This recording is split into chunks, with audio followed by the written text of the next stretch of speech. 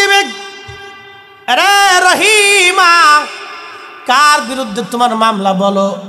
বলে হে রব, দুনিয়ার ভিতরে আমি ছিলাম, আমার আব্বা আমার গার্জিয়ান ছিল, অভিভাবক আল্লাহ, আমি আমার গার্জিয়ানের বাবার সন্তান ছিলাম।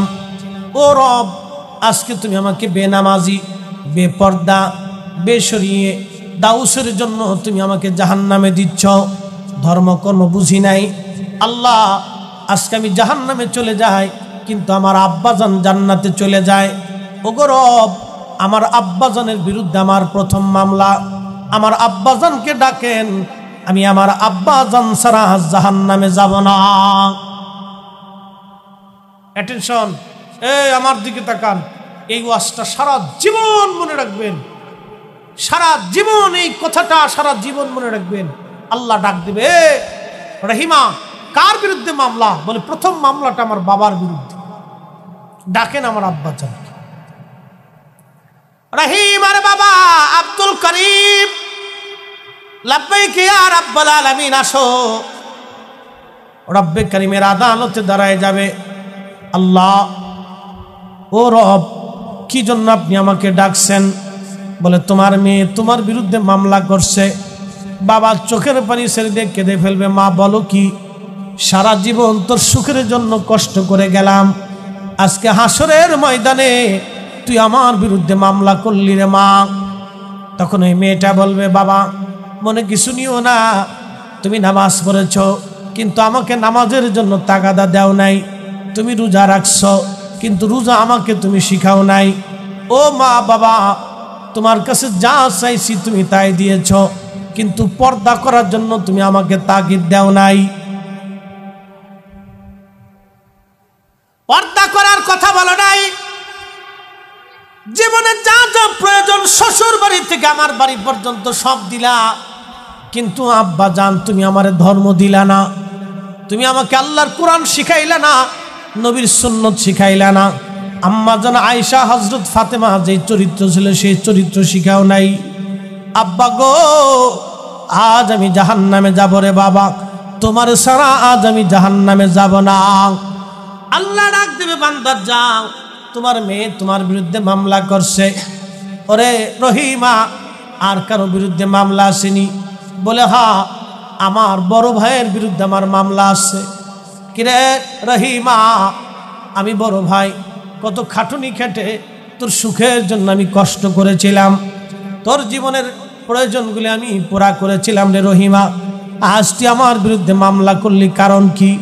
বলে ভাই গো, যা চাইলাম সব দিলা, কিন্তু কোনোদিন পর্দা দেও নাই, নামাজ দেও নাই, রোজা দেও নাই, আমার নবীর তরিকা দেও নাই, আমাকে আল্লাহর আইন তুমি কোনোদিন শিখাও নাই। ভাই, সুখের জন্য টাকা দিলা, পয়সা দিলা, সাধন গুজনের জন্য যা যা প্রয়োজন তা দিলা, ভালো করে বিয়ে দিলা, টাকা পয়সা দিলা, কিন্তু যেই জিনিস দিয়া আমি আখিরাতের নাজাত পাবো সেই জিনিস তুমি আমারে দেও নাই। অতএব আমি আজ তোমার সারা জাহান্নামে যাব না। আল্লাহ বলবে, যাও, তুমি রহিমার সঙ্গে জাহান্নামে চলে যাবে। আর কার বিরুদ্ধে মামলা রে রহিমা? বলে রব্বুল আলামিন, আমার স্বামীর বিরুদ্ধে মামলা। স্বামী ডাকা হবে কিয়ামতের মাঠে। রহিমা বলো কি তুমি? আমি স্বামী হয়ে তোমার সুখের জন্য বিদেশ করেছি, চাকরি বাকরি, ব্যবসা বাণিজ্য, কত কষ্ট না করেছি, আজ তোমার কারণে আমি জাহান্নামী হব, কারণ কি? বলে রহিমা ডাক দিবে, স্বামী আমার, টাকা দিলা, টাকা চাইলাম দিছ, গহনা চাইছিলাম দিলা, কাপড় চাইলাম দিলা, ভূষণ বসন চাইলাম দিলা, সাজন গুজন চাইলাম দিলা, খাট পালং বাড়ি গাড়ি চাইলাম দিলা। স্বামীরে পর্দা দেও নাই, নামাজ দেও নাই, রোজা দেও নাই, আল্লাহর কোরআন নবীর সুন্নত আমারে তুমি দেও নাই। স্বামী তুমি জান্নাতে যাবা, আর আমি জাহান্নামে যাব, হবে না। স্বামীরা আমার সঙ্গে তুমি জাহান্নামে যাবা। সেই দিন আল্লাহ বলবে, বান্দি আর কার বিরুদ্ধে মামলা আছে? বলে রব, আমার বড় ছেলের বিরুদ্ধে আমার মামলা হবে।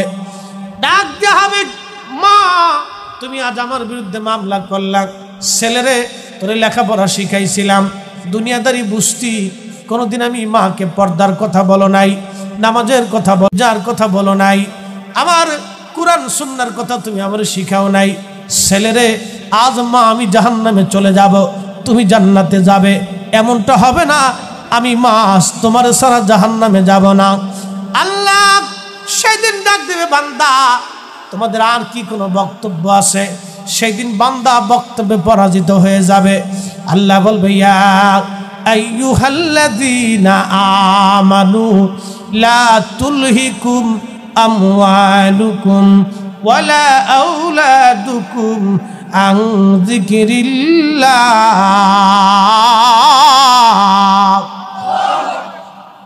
আল্লাহ ডাক দিবে, হে ইমানদার, সম্পদের প্রেমে আর সন্তানের মোহে পড়ে তুমি আমি আল্লাহ থেকে জুদা হয়েও না, আল্লাহ জিকির থেকে তুমি ফারেক হয়েও না। খুশগড়বাসী বলে দিয়ে যায় আপনাদেরকে, যদি কঠিন বিচারের দিনে নাজাতের ফয়সালা করতে হয়, দুইটা জিনিস নিয়ে যাওয়া লাগবে। 1 নম্বর ঈমান, 2 নম্বর আমল। 1 নম্বর ঈমান, 2 নম্বর আমল। ঈমান আর আমল ছাড়া যদি কবরে চলে যান, মহা সর্বনাশ হয়ে যাবে। অতএব আপনাদেরকে বলে দিয়ে গেলাম, হে মা বোনেরা, নারীদেরকে পর্দা করাবেন, নামাজ শিখাবেন, ওযু শিখাবেন। ভাইদেরকে বলি, বোনদেরকে পর্দা শিখাবেন, ওযু শিখাবেন, নামাজ শিখাবেন।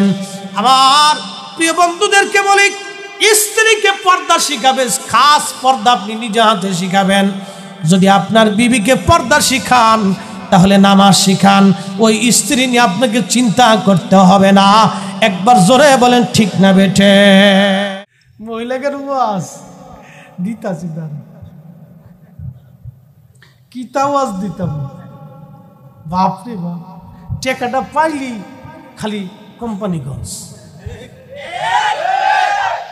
বিদেশ থেকে খালি ফাড়াইলি ফুট করে পাখির মতো উড়াল দিছি। লিপস্টিক, আলতা, সোনু, ফেয়ার অ্যান্ড লাভলি, গুড়ার ডিম, সাতার ডিম খালি মাগতে থাকে এমনে এমনে। আচ্ছা, এটা মা হয় যদি মানুষ দলা হইতো তা আফ্রিকার মানুষ কালা কে? হ্যাঁ, আর দুনিয়া তো আসাদ্দু মিনাল ফার্ম, বেটিকারে ফার্ম দিয়ে দিয়ে তারপরে এগুলি সব টাকা লয়ে যাইতেছে। সব বাউ বক্কর ফাও ফক্কর, কোনো দাম নাই, মূল্য নাই। আল্লাহ যারা সুন্দর বানায় এমনি সুন্দর বানায়। কথা কর ও মহিলারা, হিস কপালে ফুটা লইয়া উন্না থাকে পিছে, বেডি থাকে আগে। এতে বাপ লইছে সুন্দর হল লেগে আড়া সোনু ফাটার এমনি মাইতেছে। এটি আড়া দেব না, আড়া আড়া কি দেব না, আটা আটা আটা দিব না, মাগাইতেছে।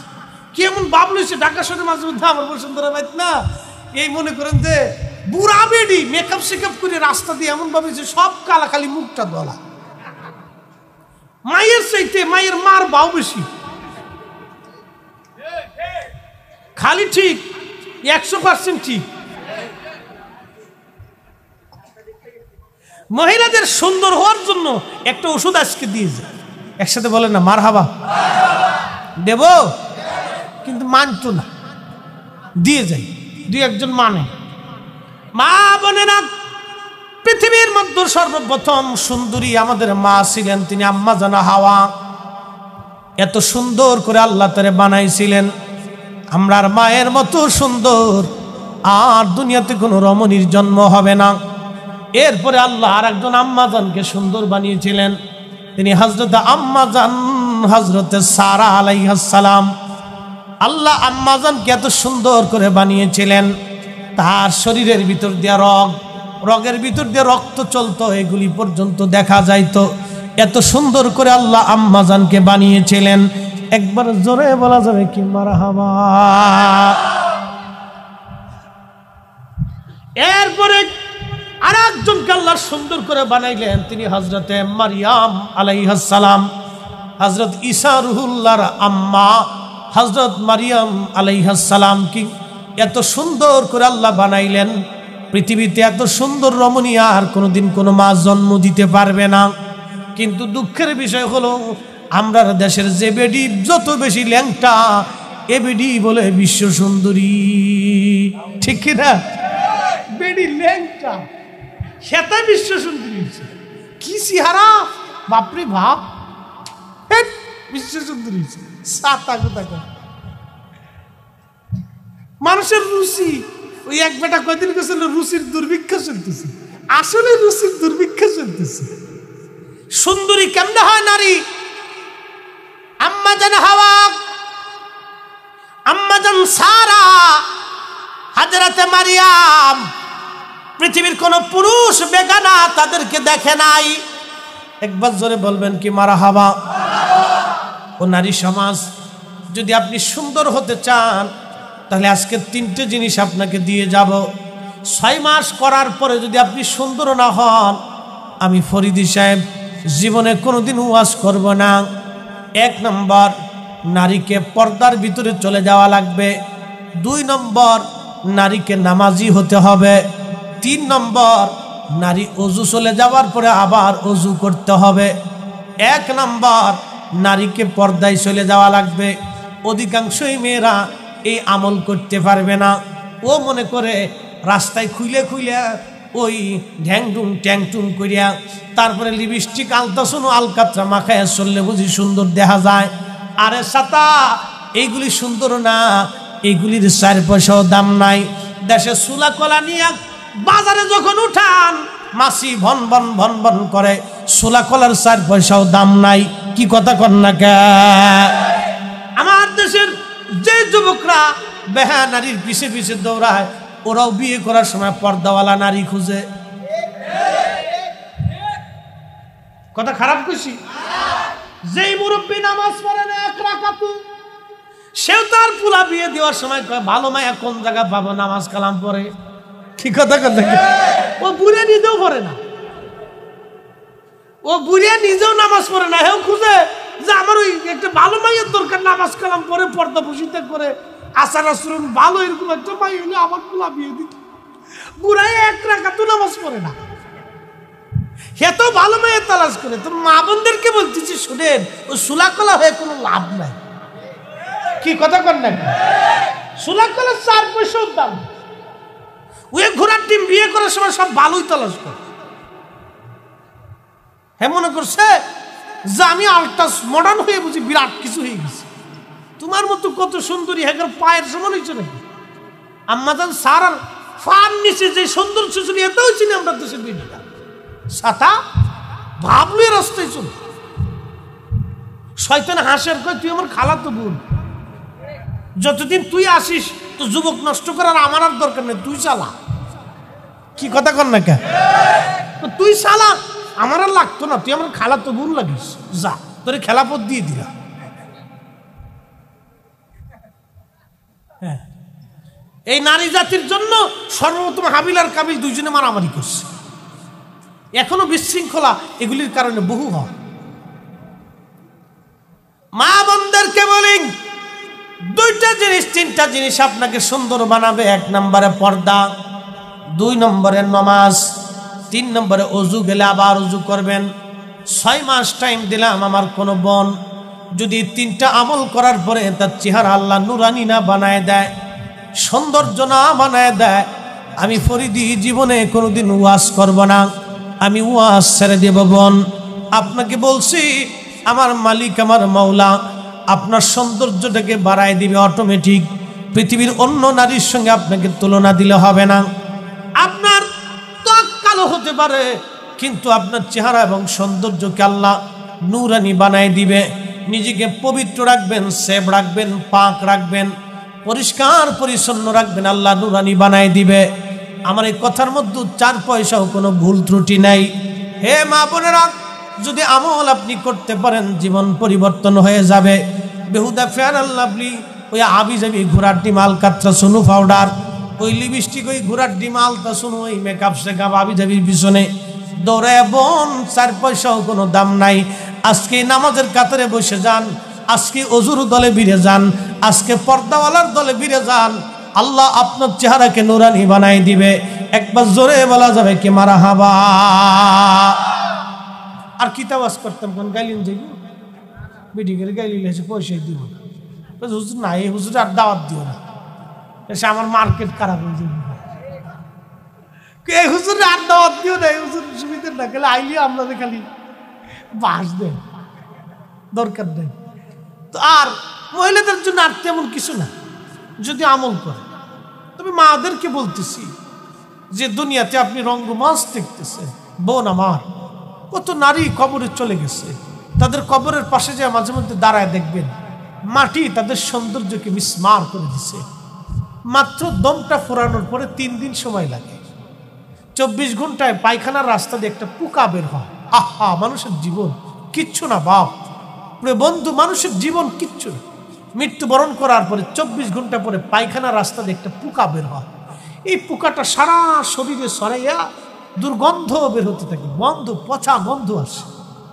এই পচা গন্ধটা আপনার ছেলে, আপনার মেয়ে, বন্ধু বর্গ কেউ কাছে যেতে পারে না।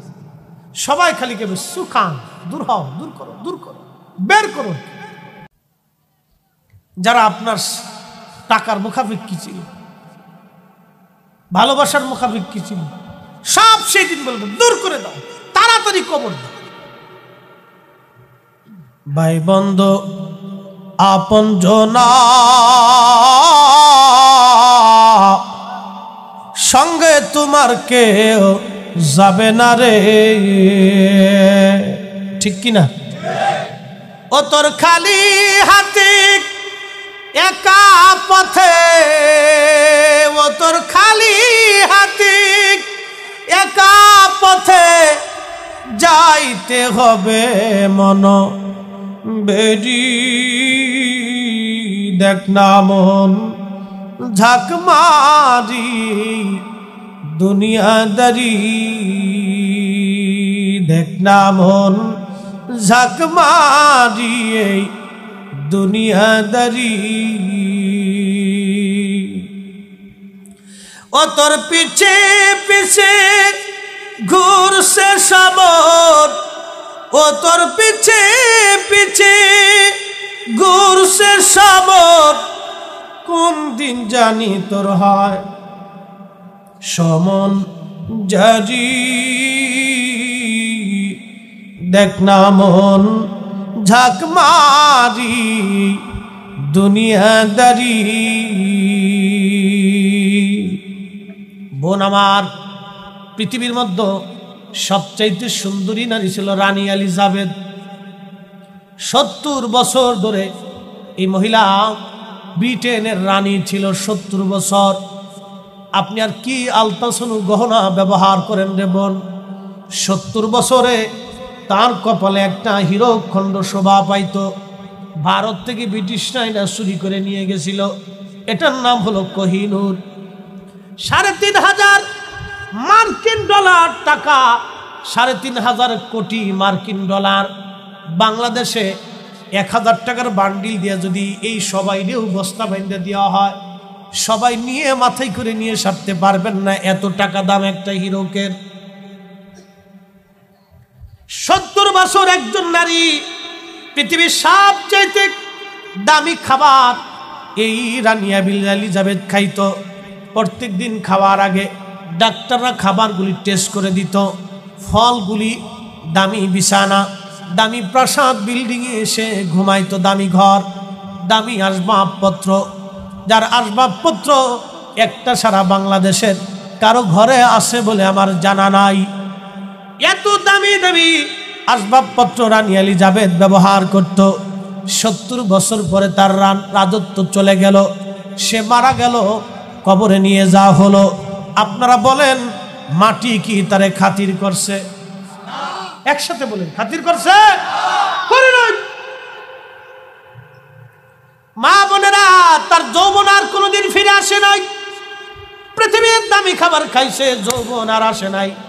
40 বছর পর থেকে যৌবনে ভাটা আসে।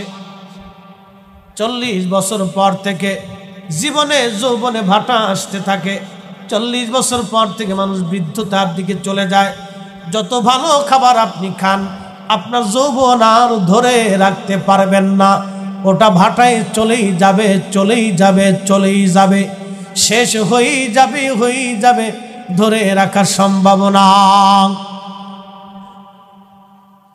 রানী এলিজাবেথ 70 বছরে বুড়ি হয়ে গেল। হায় হায় হায়, চামড়া ঘুষিয়ে গেল, কবরে চলে গেল। মাটি তারে খাতির করে নাই। নারী সমাজ সৌন্দর্যের অহংকার করে কোনো লাভ নাই। নারী সমাজ, আপনি যে অহংকারে আজ মেতে আছেন, যে চিন্তায় মেতে আছেন, এই চিন্তায় কোনো ফায়দা হবে না। আপনি পর্দার মধ্যে চলে আসেন, আপনাকে দিয়ে সমাজের অনেক বড় উপকার আছে। কি বলবো নারীদের কথা, সংসারে ঝামেলা কেন হয় আমি আজকে বলে দিয়ে যাই। কিছু শাশুড়ি আছে বদমেজাজ, কিছু শাশুড়ি আছে বদমেজাজ, বদ চরিত্র, মনে কিছু নেবেন না। আজকে বৌমাদেরকে ধরার আগে শাশুড়িরা ধরিয়ে লই, ভালো করে শোনেন। ছেলের বেটা বিয়ে করে নিয়ে আসছে, বিয়ে করে নিয়ে আসার পরে নতুন বিয়ে হয়েছে, তারা চাবে একসাথে থাকার জন্য, ঘোরার জন্য, বেড়ানোর জন্য। কিছু বদমেজাজি মহিলা আছে, এগুলি বরদাস্ত করে না, বউয়ের সাথে খুসায় খুসায় ঝগড়া বাঁধানোর চেষ্টা করে। বউটাকে মনে করে ঘরের দাসী, মনে কিছু নিয়ে সামাজিক ব্যাধি এগুলি। ও বেটে মনে করে এই মেয়েটা তার দাসী। কেন? তুমি তোমার এই বেটার বউটাকে নিজের মেয়ের মতো দেখতে পারো না? তা দেখবেন, এই নজর আমাদের। আমরা একসাথে বলি না মারহাবা? হ্যাঁ, একটু জোরে বলি আল্লাহু আকবার। আমাদের মহিলাদের কিছু বদ চরিত্র আছে, এগুলি আমাদের শিক্ষার বড় অভাব। সংসারের অশান্তি কিন্তু এক হাতে তালি বাজে না, তালি কিন্তু দু হাতে বাজে। কথা কোন ঠিক কিনা? দু হাতেই বাজে। বাজান খুব মনোযোগ দিয়েন, নারী সমাজ খুব ভালো করে শুনে যাবেন। নারীদের ভুলেদের জন্য সংসারে বিরাট বড় অশান্তি হয়, তালাক পর্যন্ত হয়, তালাক পর্যন্ত হয়। একজন শ্বশুর আর একজন শাশুড়ি পারে একটা সংসার বাঁচাই দিতে। সবসময় মা জননীরা মনে রাখবেন, আপনার বাড়িতে যে মেয়েটা আসছে, এই মেয়েটা কারো ঘরের মেয়ে ছিল, সে আদরের মেয়ে, আদরের ভাইয়ের বোনের আদরের বোন, সে পরিবারের মধ্যে হাসি খুশিতে ছিল। আপনার ঘরে যখন বধূ হয়ে আসছে, তখন আপনার ঘরের অনেক কিছুই সে অজানা, অনেক কিছুই বুঝে না। আপনার সামাজিকতা, আপনার ব্যক্তিত্ব অনেক কিছুই সে জানে না। তাকে ধীরে ধীরে ধীরে ধীরে বোঝায় বোঝায় বোঝায় বোঝায় মানায় নিতে হয়। একটা পশু যদি পোষ মানাইতে চান, তাকে ভালোবাসা দিয়ে পোষ মানাইতে হয়। একটা বাঘের পোষ মানাইতে চাইলে ভালোবাসা দিয়ে পোষ মানানো যায়। একটা মেয়ে যখন আপনার ঘরে আসবে, তাকে ভালোবাসা দিয়ে আপনার নিজের মতো করে নিতে হয়। কি কথা কোন ঠিক কিনা? কিন্তু আমার দেশের অনেক বেডিরা বুঝেন, অ্যাটেনশন, ঝগড়া কেমনে লাগে বুঝাই দিই। আমাদের দেশে আসে কিছু কুটনা বেডি। কি কথা কন না? কি বেডি আছে? কুটনা বেডি। কেমন বেডি বুঝাইতেছি।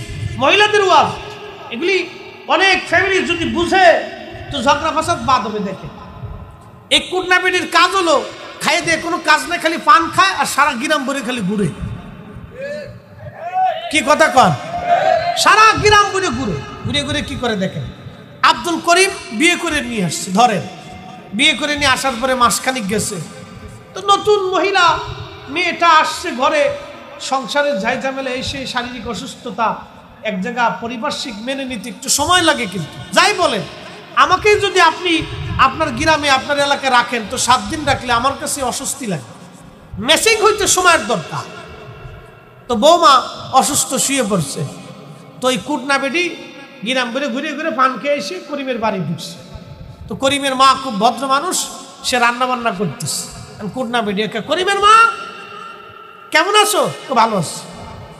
কি করো? রাঁধতেছি। রাঁধতেছো? তোমার বেড়ার বকু করিমটা না বিয়ে করেছো? হ্যাঁ, তো অসুস্থ, এই জন্য একটু শোয়াই রাখছি, শুয়ে টুয়ে আসে, বউ মানুষ, ছোট মানুষ, বিশ্রাম করতেছে, আমি রাঁধতেছি। কুটনা বেডি কি করে জানেন? হ্যাঁ, পুরা বিয়ে করেছো, তুমি রান্না করার লেগে দিছে না খুশা? হ্যাঁ, এই লেগে মহিলার মনে ধাক্কা দিছে। এই বেডিগুলো কুটনা, এগুলো শয়তান, আজাজিলের খালাতো বোন। এই শয়তানগুলি সারা গ্রাম ঘুরে অশান্তি বাঁধায় না। নাম দিছে আল্লাহর নবী সগলখোর। কি খোর? হারামখোর, সুয়েরখোর, কুত্তাখোর, বিলেইখোর, ঘুষখোর, সগলখোর। কোনো তফাৎ নাই, এক শয়তানের শয়তান সব করে। একজনের দোষ আর একজনের কাছে বইলে যারা ভেজাল বাঁধা, এগুলো সগলখোর। কবরের সবচেয়ে কঠিন আযাব হবে সগলখোর। মহিলাদের ভিতরে এগুলি বেশি, মহিলাদের ভিতরে এগুলি বেশি। ফ্যামিলিতে ঝগড়া অশান্তি বিরাজ করে চগলখোরদেরকে, আল্লাহ রসুল চগলখোরদেরকে ভয়ঙ্কর শাস্তির কথা বলে গেছে। বড় আফসোস, আমাদের ফ্যামিলিগুলি ধ্বংস হয়, তালাক পর্যন্ত হয়ে যাচ্ছে, বাচ্চা কাচ্চা পর্যন্ত হয়ে গেছে, তালাক হয়ে যাচ্ছে, এগুলি অশান্তির জন্য। আল্লাহ আমাদেরকে অশান্তি থেকে বাঁচায় রাখুক, সকলে বলে না আমিন। আল্লাহ নবীর বিবি আমাদের আম্মা জান খাদিজাতুল কুবরা রাদিয়াল্লাহু আনহা, উনি তখন মক্কায় আল্লাহর নবী কোন এক সফরে চলে গেছেন ব্যবসা করার জন্য বহু দূরে। হযরতে হালিমাতুস সাদিয়া আসছে, তখন ওই যে তায়েফে অভাব চলতেছিল। হালিমাতুস সাদিয়া রাদিয়াল্লাহু আনহা আসলেন, এসে আম্মাজান খাদিজাতুল কুবরার কাছে আসছে, এসে বলেন, মা আমি বড় অভাবগ্রস্ত হয়ে আছি, তায়েফে বড় সংকট দুর্ভিক্ষ লেগে গেছে, মা আমি আসছি, আমার সন্তান মুহাম্মাদের কাছে আমি আসছিলাম। আল্লাহর নবীর বিবি আমাদের মা আম্মাজান খাদিজাতুল কুবরা রাদিয়াল্লাহু আনহা তৎকালীন সময়ে 12টা উট ভরে ওই গম জব টাকা পয়সা খাবার দাবার দিয়ে মক্কা থেকে হযরত হালিমাতুস সাদিয়ার বাড়ি পর্যন্ত পৌঁছাই দিয়েছিলেন। একবার জোরে বলা যাবে কি মারহাবা? এ নারী, শাশুড়ির সাথে কি আচরণ করতে হবে আম্মাজান খাদিজা থেকে শিখো। আপন শাশুড়ি না, দুধ মা হালিমা তায়েফ থেকে মক্কা এসে নবীজি নাই আম্মাজানের কাছে এসে অভাবের অভিযোগ দিলেন। আম্মাজান দয়া পরবশ হয়ে 12টা উট ভরে, তৎকালীন 12টা উট, বর্তমান 12টা পিকআপ, 12টা উট ভরে গম জব খাবার দাবার পণ্য সামগ্রী আম্মাজান খাদিজাতুল কুবরা হালিমাতুস সাদিয়াকে দিয়ে লোক দিয়ে তায়েফ পর্যন্ত পৌঁছাই দিয়েছিলেন, বাড়ি পর্যন্ত। একসাথে বলা যাবে মারহাবা? আর আমার দেশে মেয়ে কলেজ ইউনিভার্সিটি থেকে পড়ে এসে শাশুড়িকে খাবার দিবার চায় না, জামাইলে আলাদা যাইয়া বাসা বানায়। হ্যাঁ ঠিক আসতে বলেন, জোরে বলেন। কলেজ থেকে পড়ে আসছে, ইউনিভার্সিটি থেকে পড়ে আসছে, যেই মেয়ে ভার্সিটি থেকে পড়ে এসে একটা ফ্যামিলি ম্যানেজ করতে পারেন তো লেখাপড়া করছি, যেই ছেলে ইউনিভার্সিটি থেকে পড়ে এসে বাবারে খাবার দিবার চায় না, মা নিয়ে আলাদা হইয়া সংসার করে বাসা ভাড়া নিয়ে ঘুমায়, ওই ছেলে লেখাপড়া করে হয়েছে কি, ওর লেখাপড়ার ছাতা কোনো 4 পয়সাও দাম হয়েছে না। কথা কোন ঠিক কিনা? দাম হয়েছে কি? কি লেখাপড়া করলো জীবনে যে তার মাকে ছেড়ে আলাদা বাসা নিয়ে থাকতে হয়? বলে কি লেখাপড়া হয়েছে?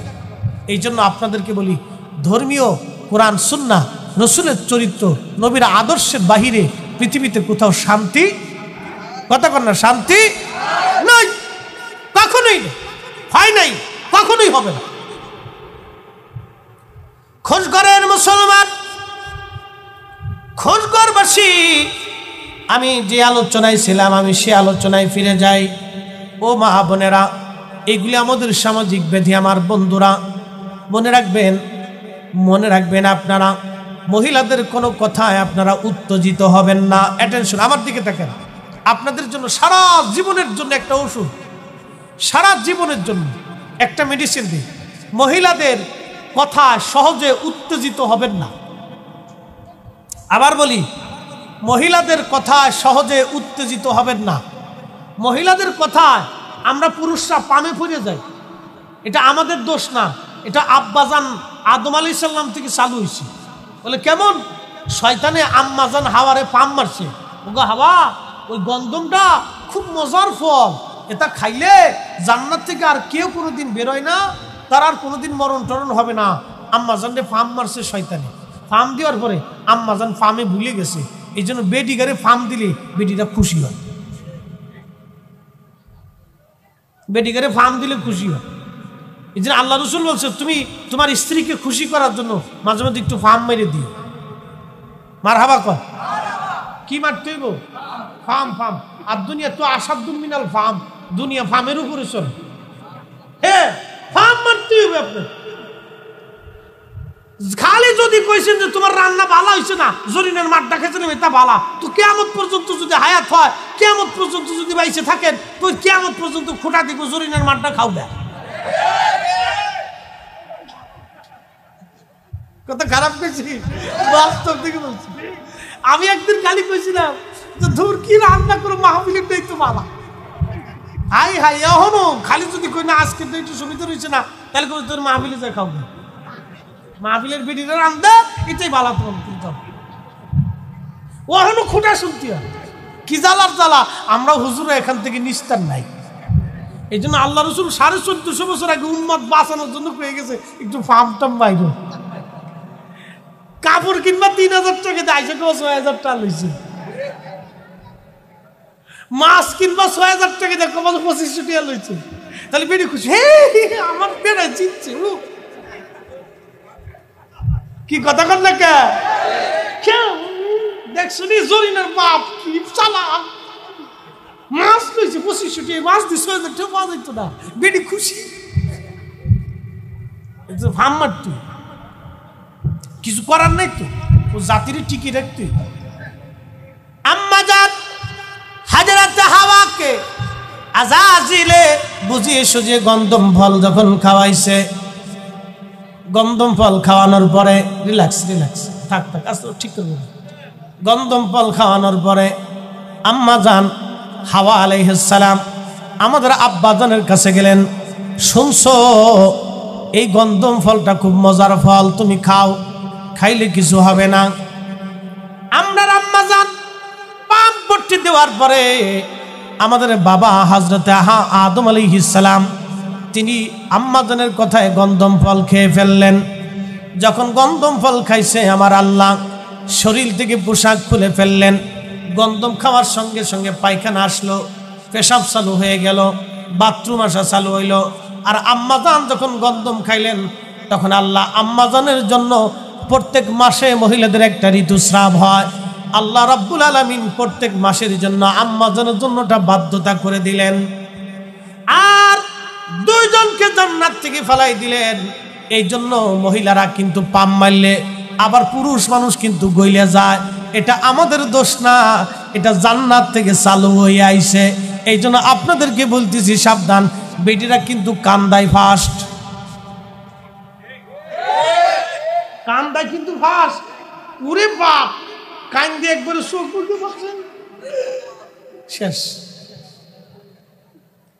কান্দে দেওয়ার লগে লগে মাথা গরম করা যাবে না কি গরম করা যাবে না মাথা গরম করা যাবে না ঠান্ডা রাখতে হইব কি লেগে কাঁদছে চারপাশে খোঁজ খবর নিতে হইব নিয়ে তারপরে আস্তে সুস্তে কাজ করতে হবে যদি হঠাৎ মাথা গরম করেন তাহলে কিন্তু আপনি বিপদগ্রস্ত হয়ে যাবেন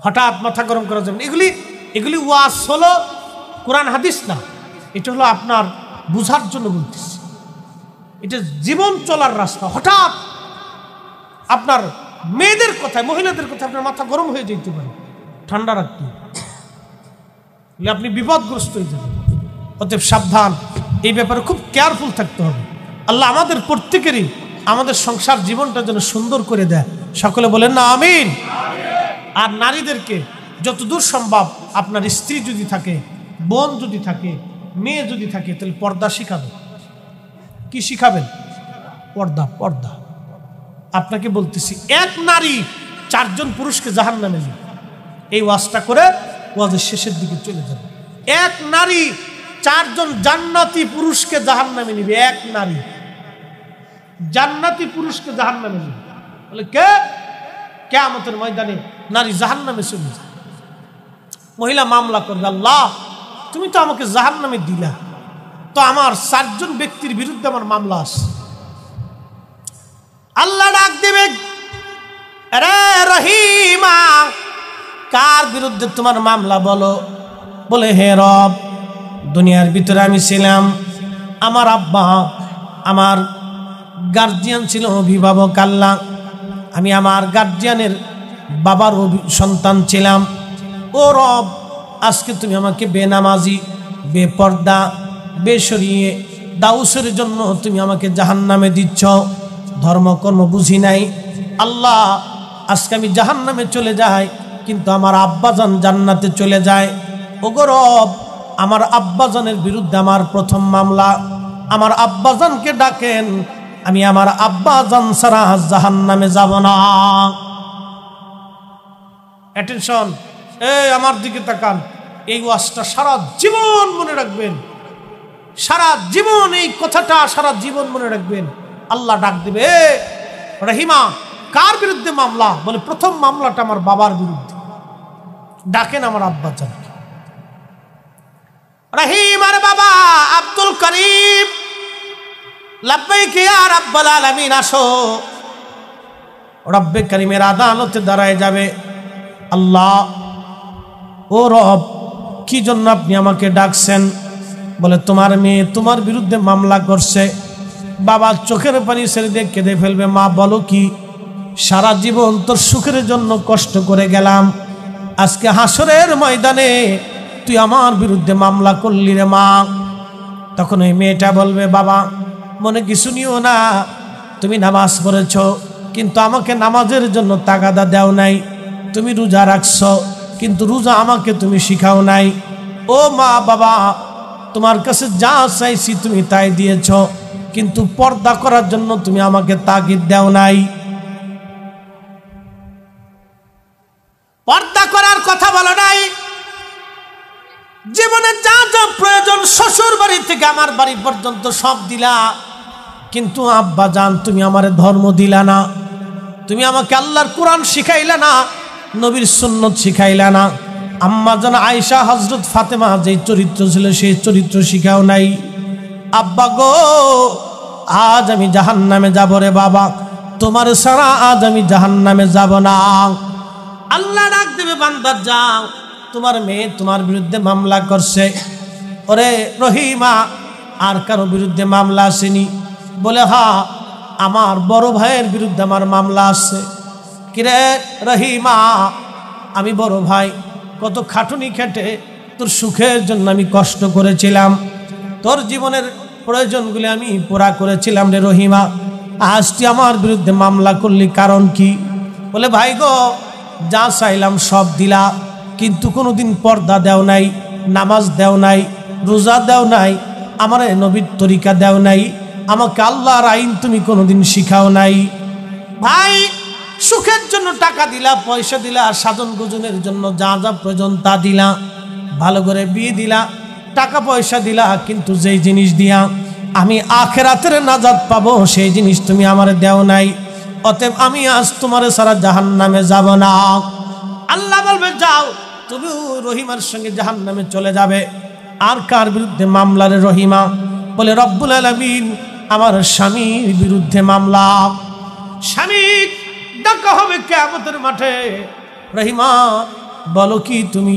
আমি স্বামী হয়ে তোমার সুখের জন্য বিদেশ করেছি, চাকরি বাকরি ব্যবসা বাণিজ্য কত কষ্ট না করেছি, আজ তোমার কারণে আমি জাহান্নামী হব, কারণ কি? বলে রহিমা ডাক দেবে, স্বামী আমার, টাকা দিলা, টাকা চাইলাম দিছ, গহনা চাইছিলাম দিলা, কাপড় চাইলাম দিলা, ভূষণ বসন চাইলাম দিলা, সাজন গুজন চাইলাম দিলা, খাট পালং বাড়ি গাড়ি চাইলাম দিলা। স্বামীরে পর্দা দেও নাই, নামাজ দেও নাই, রোজা দেও নাই, আল্লাহর কোরআন নবীর সুন্নত আমারে তুমি দেও নাই। স্বামী তুমি জান্নাতে যাবা আর আমি জাহান্নামে যাব, হবে না। স্বামীরা আমার সঙ্গে তুমি জাহান্নামে যাবা। সেই দিন আল্লাহ বলবে, বান্দি আর কার বিরুদ্ধে মামলা আছে? বলে রব, আমার বড় ছেলের বিরুদ্ধে আমার মামলা হবে। ডাক দেয়া হবে, মা তুমি আজ আমার বিরুদ্ধে মামলা করলা, ছেলেরে তোরে লেখাপড়া শিখাইছিলাম, দুনিয়াদারি বুঝতি, কোনোদিন আমি মাকে পর্দার কথা বলো নাই, নামাজের কথা যার কথা বলো নাই, আমার কুরআন সুন্নাহর কথা তুমি আমার শিখাও নাই। ছেলেরে আজ মা আমি জাহান্নামে চলে যাব, তুমি জান্নাতে যাবে, এমনটা হবে না। আমি মা তোমার সারা জাহান্নামে যাব না। আল্লাহ সেদিন ডাক দেবে, বান্দা তোমাদের আর কি কোনো বক্তব্য আছে? সেদিন বান্দা বক্তব্যে পরাজিত হয়ে যাবে।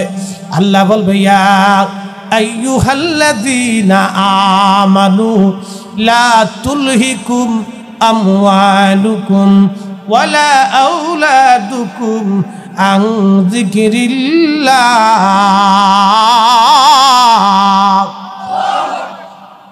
আল্লাহ ডাক দিবে, হে ইমানদার, সম্পদের প্রেমে আর সন্তানের মোহে পড়ে তুমি আমি আল্লাহ থেকে জুদা হয়েও না, আল্লাহ জিকির থেকে তুমি ফারেক হয়েও না। খুশগড়বাসী বলে দিয়ে যায় আপনাদেরকে, যদি কঠিন বিচারের দিনে নাজাতের ফয়সালা করতে হয়, দুইটা জিনিস নিয়ে যাওয়া লাগবে।